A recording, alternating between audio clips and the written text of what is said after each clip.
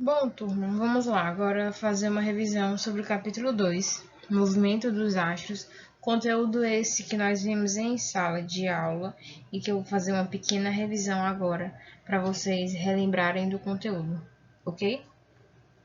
Revisão capítulo 2, Movimento dos Astros, professora Cananda Lara, disciplina Ciências, turma 8º ano, tanto manhã quanto tarde, ok?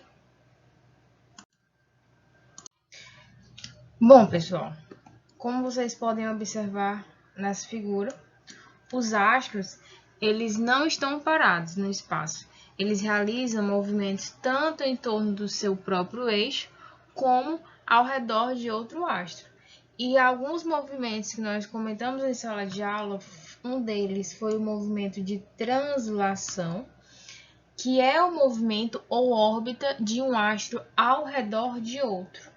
Como eu vou colocar aqui.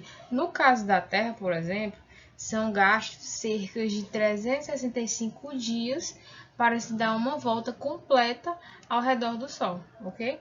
O outro movimento que nós também comentamos é o movimento de rotação. Ele é o movimento que a Terra realiza em torno do seu próprio eixo, como nós podemos ver nessa figura. Vale também destacar que, no caso da rotação, que é o movimento de um astro ao redor do seu próprio eixo, é o que determina a duração do dia e das noites, que a gente vai comentar um pouquinho mais lá para frente, ok?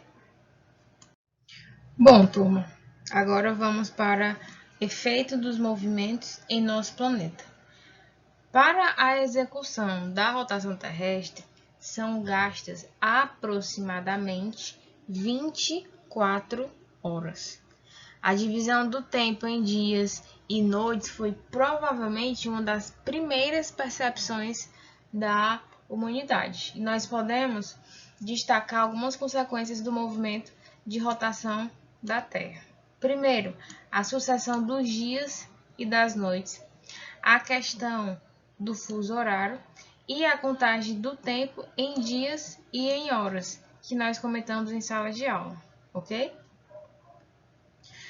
Professora, vamos também comentar um pouquinho sobre as estações do ano. Nas estações do ano, atualmente, a organização dessas estações ela ainda é mantida sob influência europeia, porque é nesse continente que as estações elas são bem definidas. Então, nós conseguimos falar um pouco sobre as suas características, podemos dar alguns exemplos de algumas cidades, por exemplo, Nova York é a cidade muito caracterizada pelo outono, que nós vamos comentar um pouquinho logo à frente, ok? Então, dentre as estações do ano que nós iremos comentar, vem a questão. Nós temos aqui o outono, nós temos a primavera, nós temos o famoso inverno, com o Olaf aqui, e também nós temos o verão. Vamos falar um pouco sobre as características de cada estação do ano, para vocês relembrarem e se familiarizarem com esses termos, ok? Bom, turma, vamos lá agora dar continuidade. Vamos falar um pouquinho sobre a primavera, uma das estações do ano mais coloridas. Vamos comentar um pouquinho sobre ela. A palavra primavera, ela é originada do latim e significa primeiro verão. Ela tem início, ela acontece basicamente de 23 de setembro a 21 de dezembro no hemisfério sul e no hemisfério norte tem início em 25 de março e termina em 25 de junho. Basicamente, as características dessa estação do ano vão ser a temperatura, ela vai ser basicamente uma temperatura agradável, ponderada, e intensa floração, como vocês podem ver nas fotos que estão no slide. E também vale ressaltar que algumas espécies elas vão se beneficiar do período para se reproduzir, como é a questão das aves, tá certo? Esse período é muito importante para elas. Bom, gente, agora na questão do verão, vamos falar um pouquinho sobre uma estação que nós conhecemos bastante. Vai basicamente do período de 21 de dezembro a 21 de março no hemisfério sul, e já no hemisfério norte vai ter início em 25 de junho e termina em 25 de setembro. Basicamente, essa estação do ano ela vai possuir uma temperatura relativamente alta e os dias mais longos. Vai apresentar uma vegetação bem distribuída e um período de frutificação.